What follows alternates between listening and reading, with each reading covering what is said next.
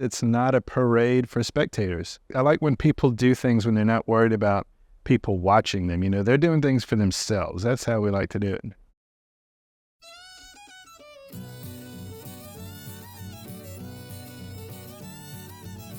When I hear the word folk and I think about what it means to me, I think about the people in that culture.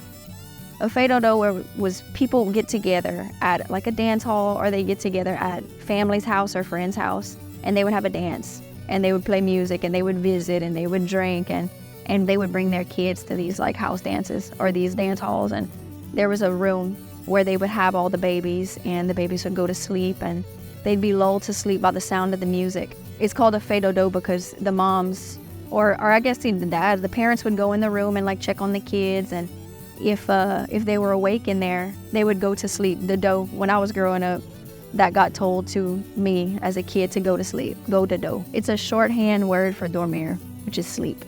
So fado, make sleep. I think that's what keeps a culture strong, is those connections and those ties to those elders, to those children.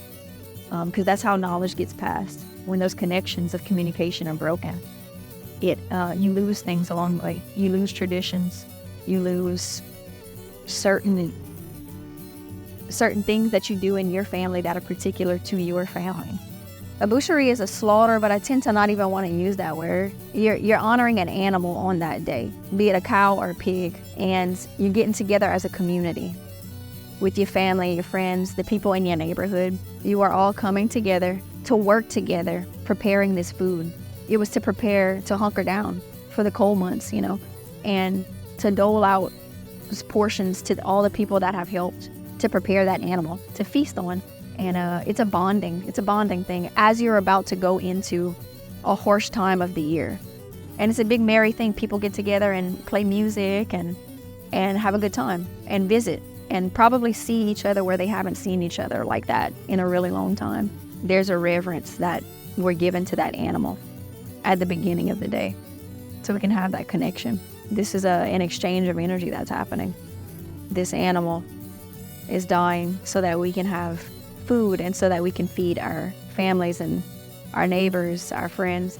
There's a heart feeling there. There's a feeling in the heart that goes, there's a connection. There's an exchange that needs to happen there. There's a cycle that's happening there that we need as living beings, as human beings.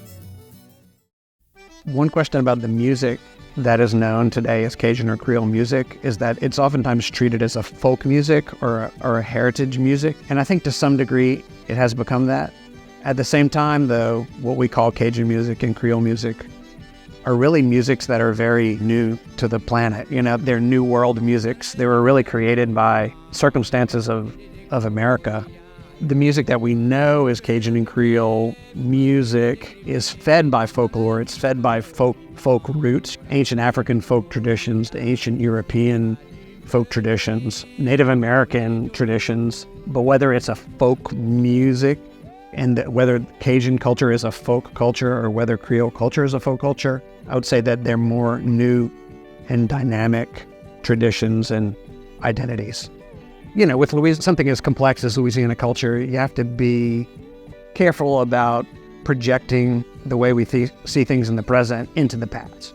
I think all cultures have a cultural style that becomes their signature. If you come to Lafayette, Louisiana, you come to this area, it's not going to be the architecture or really the visual aspect of the culture that grabs you. If you want to discover the culture in this area, like the cultural richness of it, you really have to go and talk to the people. It's the music, it's the socializing and the cooking that goes along with it that these people have become so well known for.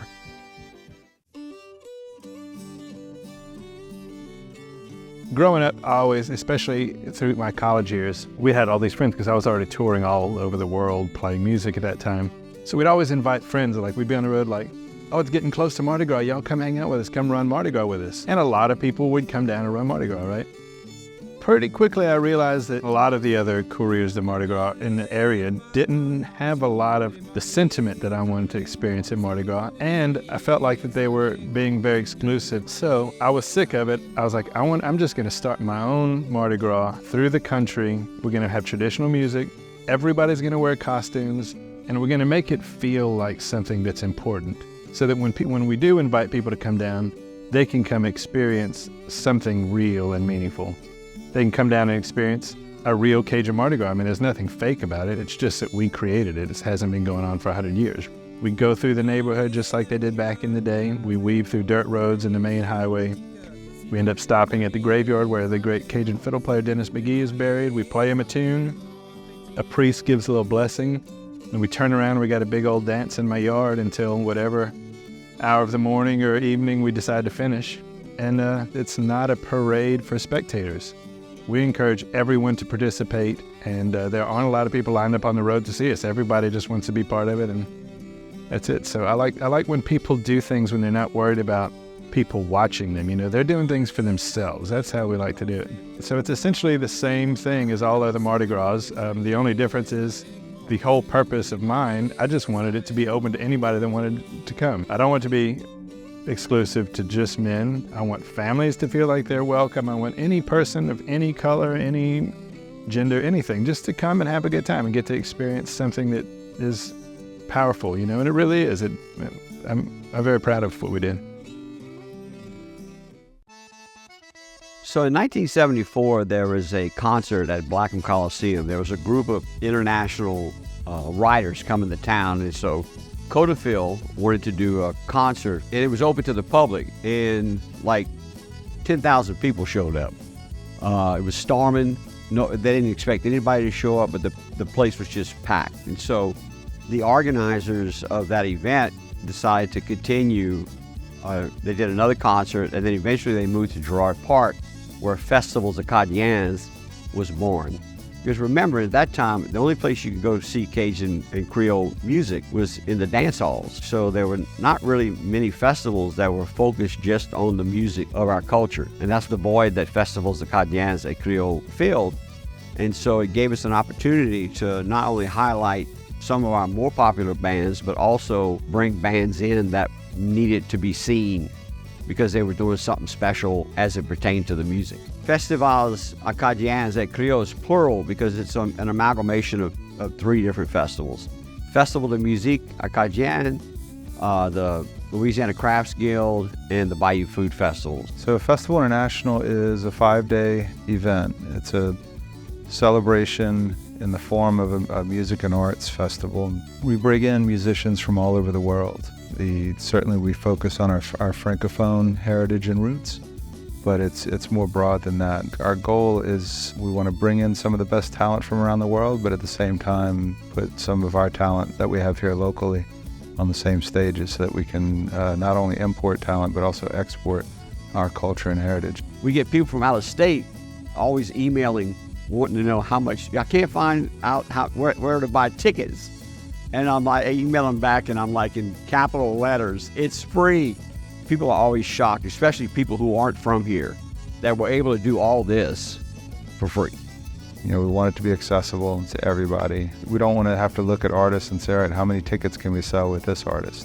There aren't many festivals at all that do this, and certainly not to this scale. You know, we're the largest international music and arts festival in the country. And certainly one of the largest free. You know, we have 2,200 volunteers that put this festival on. Like our staff, we have 7 people on staff, and that's it. The rest is volunteer driven. It's something special that we have here, and I think people really latch onto it and celebrate. Our venue, there's no gates, right? There's no borders. I mean, we complement downtown, and we meld with downtown. So I mean, all of the downtown merchants and stores, I mean, it's their best time of year, of course. That's what we look at. You know, we're able to put Lafayette on the map, and we have people traveling in from all over the world. And when you think about that impact, I mean, the impact is huge. I guess the biggest impact festival has on the culture is that when we celebrate it, you know, it's how we eat, it's how we dance, it's how we play music, it's how we speak French. So it's a self-celebration of who we are. But it also kind of gives us a barometer, if you will, of where we are culturally. How sound is the culture? Is it in good hands? Is it progressing? Is it evolving? Is it solid? It warms my heart to see so many young people involved in the process of trying to help sustain and grow the Cajun and Creole culture and our French-speaking heritage. So when you think of, Lafayette, we don't have white sandy beaches and we don't have, ski slopes for people to come here, but what we do have is a unique culture.